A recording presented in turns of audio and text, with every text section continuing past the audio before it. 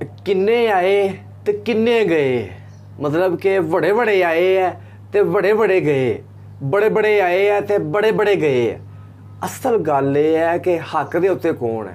पहले आप वीडियो देखने हैं, एक नवा गाना आया हुआ तो वो वीडियो बनाई है, पहले वीडियो देखने तो फिर आप गल करने। I think the army misled Mrs. Gandhi in assuring her that the operation will be over in a couple of hours, or perhaps never take place if the show of arms, Bhindranwale would surrender. Well, he didn't. He fought back like a tiger. सत श्री अकाल जी ਅਤੇ ਤੁਹਾਡਾ ਸਭ ਦਾ ਇੱਕ ਵਾਰ ਫਿਰ ਤੋਂ ਸਵਾਗਤ ਹੈ ਤੁਹਾਡੇ ਆਪਣੇ YouTube ਚੈਨਲ ਫੈਕਟ ਪੰਜਾਬ ਉੱਤੇ। ਦੋਸਤੋ, ਜੂਨ ਮਹੀਨਾ ਜਾਂ ਕਹਿ ਲਓ ਸ਼ਹੀਦੀਆਂ ਵਾਲਾ ਮਹੀਨਾ, ਇਸੇ ਹੀ ਮਹੀਨੇ ਸਾਡੇ ਮਹਾਨ ਸ਼ਹੀਦ ਜਰਨੈਲਾਂ ਨੇ ਧਰਮ ਦੀ ਖਾਤਰ, ਅਣਖ ਦੀ ਖਾਤਰ ਅਤੇ ਸਾਡੀ ਹੋਂਦ ਲਈ 1984 ਦੇ ਤੀਜੇ ਘੱਲੂਘਾਰੇ ਵਿੱਚ ਆਪਣੀਆਂ ਸ਼ਹਾਦਤਾਂ ਦਿੱਤੀਆਂ। ਇਸ 84 ਦੀ ਘਟਨਾ ਨੂੰ ਵਾਪਰੇ ਭਾਵੇਂ ਲਗਭਗ 4 ਦਹਾਕੇ ਹੋ ਗਏ ਹਨ, पर उस समय की सरकार ने जो जख्म दरबार साहिब ते हमला करके सानू दिते वो हाले भी अल्ले हैं। दोस्तों, इसे घटना का जिक्र लवली नूर ते रणजीत बावे वालों अपने गीत किन्ने आए किन्ने गए 3 विच भी किया गया है।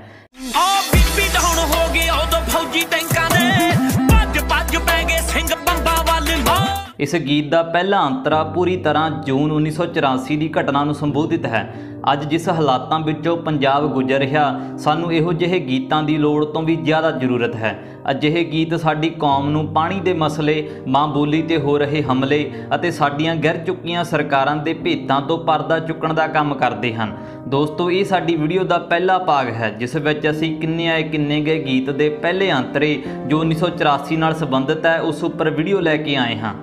अज की वीडियो विच गल करांगे कि जिथे इंदिरा गांधी अते उसदे अफसर कहंदे सन कि असीं 2 घंटे विच भिंडरांवाले संतां अते उन्हां दे साथियां नूं फड़ के बाहर ले आवांगे, उत्थे ही ਸਿੰਘਾਂ ने 6 दिन तक किवें उन्हां नूं मूँह तोड़ जवाब दिते, किवें वड्डे वड्डे अफसरां दे पैरां हेठों जमीन खिसक गई।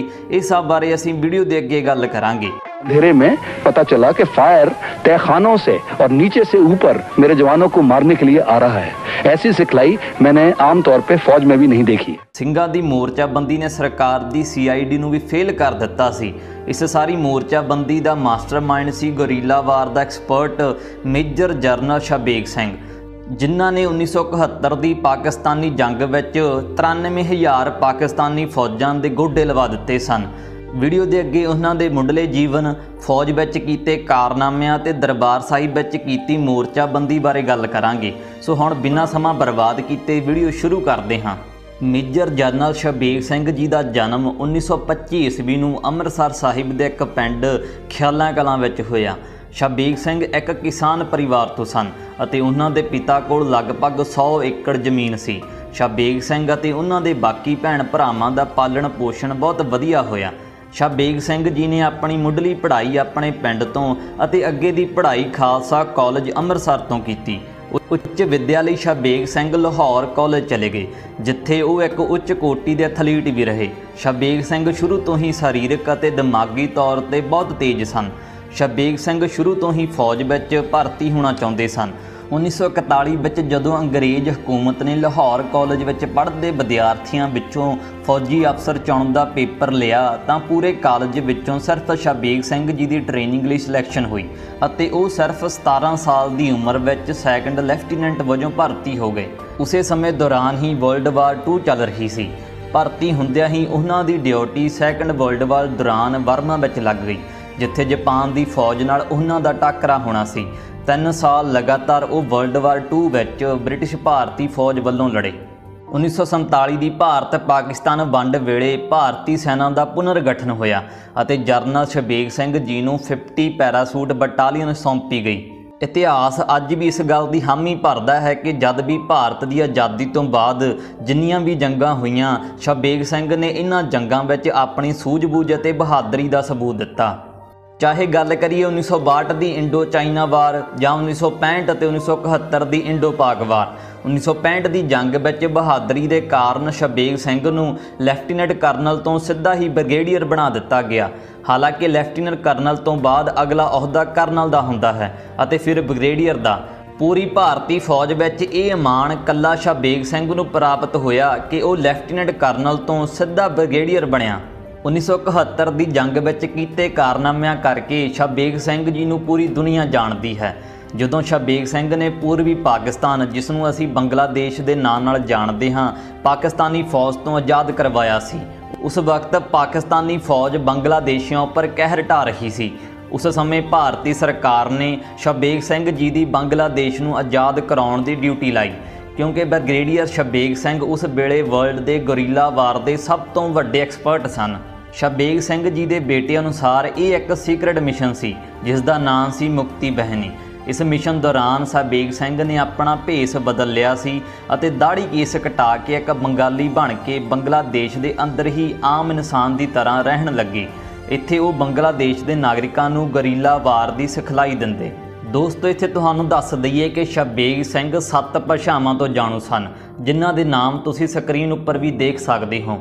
ਸ਼ਾਬੇਗ ਸਿੰਘ ਜੀ ਦੀ ਸਿਖਲਾਈ ਦਿੱਤੇ ਬੰਗਾਲੀ ਵਿਦਰੋਹੀਆਂ ਨੇ ਪਾਕਿਸਤਾਨੀ ਫੌਜ ਦਾ ਲੱਕ ਤੋੜ ਦਿੱਤਾ ਅਤੇ ਭਾਰਤੀ ਫੌਜ ਅੱਗੇ ਫਿਰ ਉਹ ਬਹੁਤਾ ਚਿਰ ਨਾ ਟਿਕ ਸਕੇ ਅਤੇ 16 ਦਸੰਬਰ 1971 ਨੂੰ 93,000 ਪਾਕਿਸਤਾਨ ਫੌਜੀਆਂ ਨੇ ਗੋਡੇ ਟੇਕ ਦਿੱਤੇ ਅਤੇ ਬੰਗਲਾਦੇਸ਼ ਲਿਬਰੇਸ਼ਨ ਯੁੱਧ ਦਾ ਅੰਤ ਹੋਇਆ। ਸ਼ਾਬੇਗ ਸਿੰਘ ਨੂੰ ਅਤੀ ਵਿਸ਼ਿਸ਼ਟ ਸੇਵਾ ਮੈਡਲ ਅਤੇ ਪਰਮ ਵਿਸ਼ਿਸ਼ਟ ਸੇਵਾ ਮੈਡਲ ਨਾਲ ਸਨਮਾਨਿਤ ਵੀ ਕੀਤਾ ਗਿਆ।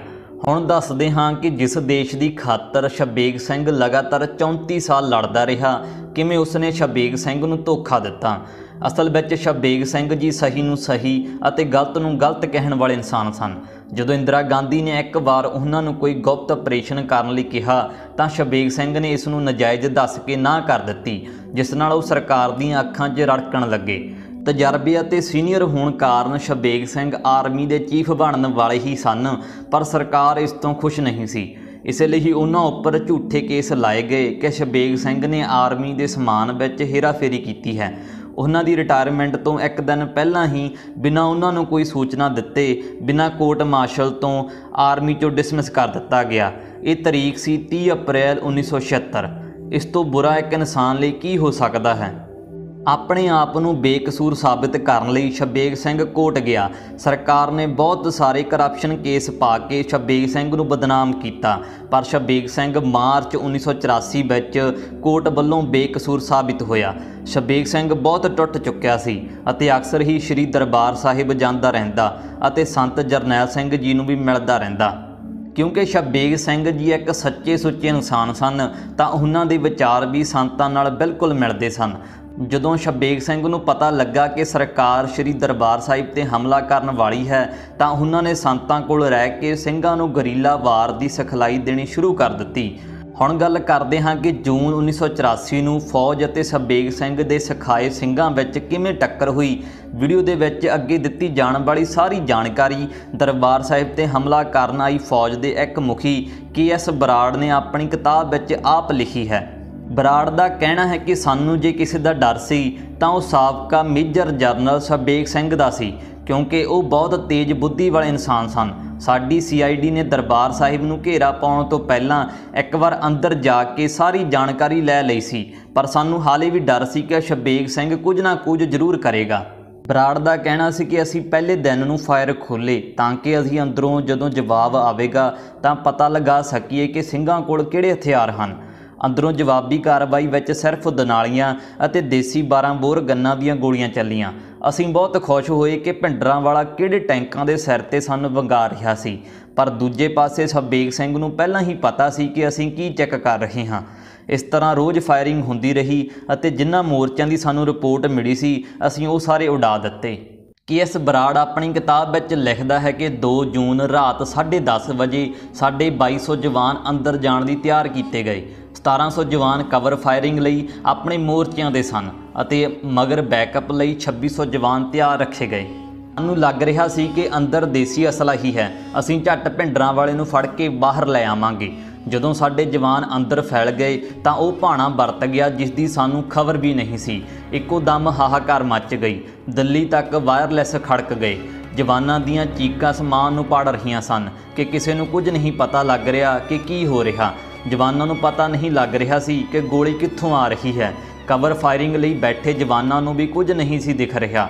ਫਾਇਰ ਇੰਨਾ ਨੇੜਿਓਂ ਆ ਰਿਹਾ ਸੀ ਕਿ ਸਾਡਾ ਬਹੁਤਾ ਜਾਨੀ ਨੁਕਸਾਨ ਹੋਇਆ। ਸਾਨੂੰ ਅਲਰਟ ਅਲਾਰਮ ਵਜਾਉਣਾ ਪਿਆ, ਜਿਵੇਂ 1962 ਦੀ ਲੜਾਈ ਵਿੱਚ ਵਜਾਇਆ ਗਿਆ ਸੀ। ਜਵਾਨ ਇੰਨੇ ਘਬਰਾ ਗਏ ਕਿ ਉਹ ਹਥਿਆਰ ਸੁੱਟ ਕੇ ਵਾਪਸ ਭੱਜ ਆਏ। ਸਾਡੇ ਲਈ ਬਹੁਤ ਸ਼ਰਮ ਵਾਲੀ ਗੱਲ ਸੀ ਕਿ ਬਿਨਾਂ ਦੁਸ਼ਮਣ ਦਾ ਨੁਕਸਾਨ ਕੀਤੇ ਅਸੀਂ ਆਪਣੇ 2076 ਜਵਾਨ ਗਵਾ ਲਏ।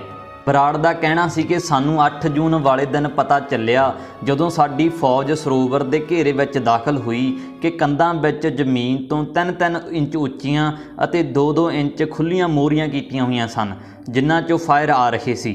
ਸਾਡੇ ਜਵਾਨ ਉੱਪਰ ਵੱਲ ਗੋਲੀਆਂ ਚਲਾਉਂਦੇ ਰਹੇ, ਹਾਲਾਂਕਿ ਗੋਲੀਆਂ ਧਰਤੀ ਕੱਢ ਰਹੀ ਸੀ। ਬਰਾੜ ਦਾ ਕਹਿਣਾ ਹੈ ਕਿ ਮੈਨੂੰ ਸ਼ੱਕ ਸੀ ਕਿ ਸ਼ਬੇਗ ਸਿੰਘ ਹਕੀਕਤ 'ਤੇ ਪਰਦਾ ਜ਼ਰੂਰ ਪਾਵੇਗਾ ਅਤੇ ਕੋਈ ਨਾ ਕੋਈ ਚੱਕਰਵਿਊਹ ਜ਼ਰੂਰ ਰਚੇਗਾ।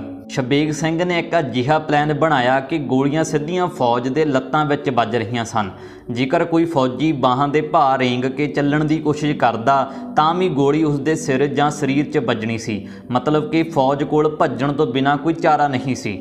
ਬਰਾੜ ਲਿਖਦਾ ਹੈ ਕਿ ਫਿਰ ਅਸੀਂ ਹੈਲੀਕਾਪਟਰ ਦੀ ਮਦਦ ਨਾਲ 912 ਕਮਾਂਡੋਜ਼ ਨੂੰ ਅੰਦਰ ਉਤਾਰਨ ਦੀ ਕੋਸ਼ਿਸ਼ ਕੀਤੀ, ਪਰ ਜਦੋਂ ਕਮਾਂਡੋ ਉਤਰ ਰਹੇ ਸਨ ਤਾਂ ਫੌਜ ਨੇ ਖਾੜਕੂ ਮੋਰਚਿਆਂ ਉੱਪਰ ਐਸੀ ਫਾਇਰਿੰਗ ਕੀਤੀ ਕਿ ਕਮਾਂਡੋ ਨੂੰ ਉਤਰਨ ਵਿੱਚ ਕੋਈ ਮੁਸ਼ਕਿਲ ਨਾ ਆਈ। ਪਰ ਇੱਥੇ ਵੀ ਕੁਝ ਹੋਰ ਹੀ ਹੋਇਆ। ਕਮਾਂਡੋਆਂ ਨੂੰ ਜਵਾਬ ਦੇਣ ਲਈ ਸ਼ਬੇਗ ਸਿੰਘ ਨੇ ਉੱਚੀ ਪਾਣੀ ਵਾਲੀ ਟੈਂਕੀ ਅਤੇ ਬੁੰਗਿਆਂ 'ਤੇ ਅਜਿਹੀ ਮੋਰਚਾਬੰਦੀ ਕੀਤੀ ਕਿ ਮਸ਼ੀਨ ਗੰਨਾਂ ਦੀਆਂ ਗੋਲੀਆਂ ਅੱਗ ਦੀ ਲਾਟ ਵਾਂਗੂ ਕਮਾਂਡੋਆਂ 'ਤੇ ਵੱਜ ਰਹੀਆਂ ਸਨ। ਇੱਕ ਵੀ ਕਮਾਂਡੋ ਥੱਲੇ ਨਹੀਂ ਉਤਰ ਪਾਇਆ ਅਤੇ ਸਾਰੇ ਹਵਾ ਵਿੱਚ ਹੀ ਮਾਰੇ ਗਏ।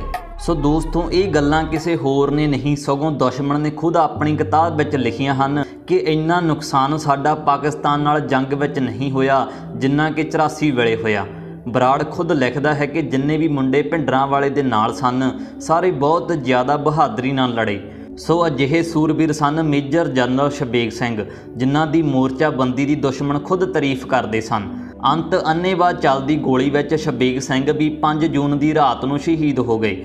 ਸ਼ਹੀਦ ਹੋਣ ਸਮੇਂ ਵੀ ਸ਼ਬੇਗ ਸਿੰਘ ਨੇ ਸੰਤਾਂ ਨੂੰ ਕਿਹਾ ਸੀ ਕਿ ਅਰਦਾਸ ਕਰਿਓ ਕਿ ਜੇਕਰ ਮੈਂ ਦੁਬਾਰਾ ਪੈਦਾ ਹੋਵਾਂ ਤਾਂ ਮੈਨੂੰ ਫਿਰ ਇਹੀ ਧਰਤੀ ਨਸੀਬ ਹੋਵੇ। ਸੋ ਇਹ ਸੀ ਕਹਾਣੀ ਸ਼ਹੀਦ ਮੇਜਰ ਜਨਰਲ ਸ਼ਬੇਗ ਸਿੰਘ ਜੀ ਦੀ।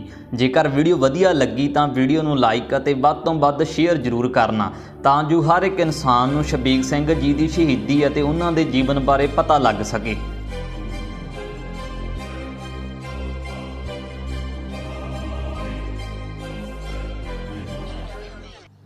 किन्ने आए है ते किन्ने गए है, मतलब कि बड़े बड़े आए है ते बड़े बड़े गए है। लेकिन असल गल की है, असल गल ये है कि जितया कौन है, हक दे उत्ते कौन सीगा, जितया कौन है। इंदिरा गांधी जित गई है, जंग जित गई है। उन्हें कहा मैं बाबा जरनैल सिंह खालसा भिंडरां नूं शहीद करके हैं श्री हरमंदर साहब उत्ते हमला करके मैं जित गई हैं। नहीं, जो मैं अपनी मुसलमानियत की नज़र जो मैं समझांगा वो मैं तुहानूं दसांगा। इंदिरा गांधी ने फौजां बड़ियां तैयार कीतियां हैं, नाल अपने टैंक भी भेज दिते, नाल तोपां भेज दित्तियां ते कहा कि मुट्ठी भर लोग हैं बाबा जरनैल सिंह खालसा भिंडरां वाला ते जिन्ने श्री हरमंदर साहब दे आतंकवादी है सारियां नूं इदां पीस पूस के इत्थे लियाओ। ते जनरल बराड़ ने कहा बीबी तू इत्थे बह, ये तो मेरे अद्धे घंटे का काम है, ये तो मेरे खब्बे हत्थ का काम है, ये तो कोई मसला ही कोई नहीं। तू इत्थे बह के रोटी रोटी खा, मैं हुणे ले गया। लेकिन अगे फिर होया की है, 1 जून नूं गए टैंक, बड़े टैंक लै गए, बड़ियां तोपां लै गए है।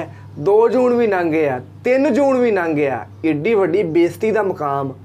4 जून भी लंघ गया, 5 जून भी लंघ गया, 6 जून भी लंघ गया। मैं अपने व्यूअर्स नूं कहांगा 6 जून 1 तो लैके 6 जून तक की वीडियो लाजमी देखो। जिहदा लिंक थल्ले भी आ रहा होगा डिस्क्रिप्शन च, उत्ते आई बटन दे विच आई बटन नूं क्लिक करो तो वीडियो लाजमी देखो, पता चलेगा। मैं उत्ते वीडियो बनाईयां मैं, मैनूं एक चीज़ का पता चल गया वै कि 1 जून तो लैके 6 जून तक की होया। लेकिन असल गल ये है कि जितया कौन है, बड़े बड़े आए तो बड़े बड़े गए। असल गल ये है कि जितया कौन है। अगर जितया वै तो बाबा जरनैल सिंह खालसा भिंडरां वाला जितया वै हैं। ऐसी अच्छा जंग जित जाना या हार जाना ये कोई कामयाबी नहीं है। उन्हें समझा कि मैं जंग जित गई है तो मैं कामयाब हो गई है, नहीं, ये कोई कामयाबी नहीं है। कामयाबी ये होंदी है कि हक दे उत्ते कौन सीगा, हक दे उत्ते जिहड़ा वै उही कामयाब है। देखो बाबा जरनैल सिंह खालसा भिंडरां वाला अपने वास्ते नहीं सी आया, वो आया ही दुनिया वास्ते सीगा, वो आया ही हक दे उत्ते खलोण वास्ते सीगा। ਤੇ ਜਿਹੜਾ ਫਿਰ ਹੱਕ ਦੇ ਉੱਤੇ ਖਲੋਂਦਾ ਵਾ, ਜਿਹੜਾ ਫਿਰ ਇਸ ਤਰ੍ਹਾਂ ਹੁੰਦਾ ਵਾ ਤੇ ਉਹਦੇ ਨਾਲ ਫਿਰ ਇਦਾਂ ਹੀ ਹੁੰਦਾ ਵਾ। ਤੇ ਬਾਕੀ ਜਿਹੜੀ ਇਹਨਾਂ ਨੇ ਵੀਡੀਓ ਬਣਾਈ, ਜਿਹੜੀ ਇਹਨਾਂ ਨੇ ਹਿਸਟਰੀ ਦੱਸੀ ਹੈ ਜਨਰਲ ਸੁਬੇਗ ਸਿੰਘ ਦੀ ਬਹਾਦਰੀ ਦੀ, ਮੈਂ ਕਹਿੰਦਾ ਕਿ ਵੀਡੀਓ ਦੇਖ ਕੇ ਤੇ ਇੱਕ ਬੜਾ ਜ਼ਿਆਦਾ ਇੱਕ ਜਜ਼ਬਾ ਮਹਿਸੂਸ ਹੁੰਦਾ ਸੀ ਕਿ ਯਾਰ ਏਡਾ ਤਗੜਾ ਐਸਾ ਮਹਾਨ ਜਰਨਲ ਸੀਗਾ ਕਿ ਜਿੰਨੇ ਮਤਲਬ ਕਿ ਏਡਾ ਵੱਡਾ ਨੁਕਸਾਨ ਕਰ ਦਿੱਤਾ। ਔਰ ਕਹਿਣ ਕੌਣ ਦਿਆ ਵਾ? ਜਨਰਲ ਬਰਾੜ। ਇਹ ਕੋਈ ਕਹਾਣੀਆਂ ਨਹੀਂ, ਇਹ ਕੋਈ ਦੂਜੇ ਬੰਦੇ ਨਹੀਂ ਕਹਿੰਦੇ, ਮਤਲਬ ਕਿ ਆਰਮੀ ਫੌਜ ਦਾ ਆਪਣਾ ਬੰਦਾ ਕਹਿੰਦੇ ਆ ਕਿ ਸਾਡਾ ਏਡਾ ਵੱਡਾ ਨੁਕਸਾਨ ਕਰ ਦਿੱਤਾ। ਕਿਉਂ? ਕਿਉਂਕਿ ਉੱਤੇ ਖਾੜਕੂ ਸਿੰਘ ਸੀਗੇ, ਬਹਾਦਰ ਸੀਗੇ। ਸਿੱਖ ਇਜ਼ ਕਿੰਗ ਐਵੇਂ ਨਹੀਂ ਕਹਿੰਦੇ। ਤੇ ਮੇਰੀਆਂ ਗੱਲਾਂ ਦੀਆਂ, ਮੇਰੀ ਵੀਡੀਓ ਦੀਆਂ ਬੜੇ ਲੋਕਾਂ ਨੂੰ ਮਿਰਚਾਂ ਲੱਗਣੀਆਂ ਮੈਨੂੰ ਪਤਾ ਵਾ, ਲੇਕਿਨ ਜਿਹਨਾਂ ਨੂੰ ਵੀਡੀਓ ਚੰਗੀ ਲੱਗੀ ਹੈ ਦੱਬ ਕੇ ਸ਼ੇਅਰ ਕਰੋ ਬਸ। ਜੋ ਮੈਂ ਆਪਣੀ ਮੁਸਲਮਾਨ, ਅਸਲ ਗੱਲ ਕੀ ਹੈ? ਅਸਲ ਗੱਲ ਇਹ ਹੈ ਕਿ ਜਿੱਤਿਆ ਕੌਣ ਹੈ, ਹੱਕ ਦੇ ਉੱਤੇ ਕੌਣ ਸੀਗਾ, ਵੀ ਕਿੰਨੇ ਆਏ ਤੇ ਕਿੰਨੇ ਗਏ, ਹੋਰ ਜਿੰਨੇ ਆਉਣਗੇ ਆ ਜਾਣਗੇ। ਲੇਕਿਨ ਫਿਰ ਉਹੀ ਗੱਲ ਫਿਰ ਉੱਥੇ ਆ ਕੇ ਮੁੱਕਦੀ ਹੈ ਕਿ ਜਿੱਤਿਆ ਕੌਣ ਹੈ? ਜਿੱਤਿਆ ਤੇ ਬਾਬਾ ਜਰਨੈਲ ਸਿੰਘ ਖਾਲਸਾ ਪਿੰਡਰਾਂ ਵਾਲਾ ਜਿੱਤਿਆ ਬਸ। ਜੋ ਮੈਂ ਆਪਣੀ ਮੁਸਲਮਾਨੀਅਤ ਦੀ ਨਜ਼ਰ ਵਿੱਚ ਜੋ ਮੈਂ ਸਮਝਣਾ ਸੀ ਉਹ ਮੈਂ ਤੁਹਾਨੂੰ ਦੱਸਿਆ। ਬਾਕੀ ਤੁਹਾਡਾ ਇਹ ਖਿਆਲ ਹੈ, ਤੁਹਾਡੀ ਕਿਰਾਇਆ ਹੈ, ਤੁਸੀਂ ਕਮੈਂਟ ਬਾਕਸ ਵਿੱਚ ਲਾਜ਼ਮੀ ਦੱਸੋ। ਇਸ ਚਾਹੀਦੀ ਵੀਡੀਓ ਮਿਲਾਂਗੇ ਤੁਹਾਨੂੰ ਅਗਲੀ ਵੀਡੀਓ ਵਾਸਤੇ। ਇਜਾਜ਼ਤ ਚਾਹੁੰਦੇ ਹਾਂ। ਅੱਲਾ ਹਾਫਿਜ਼।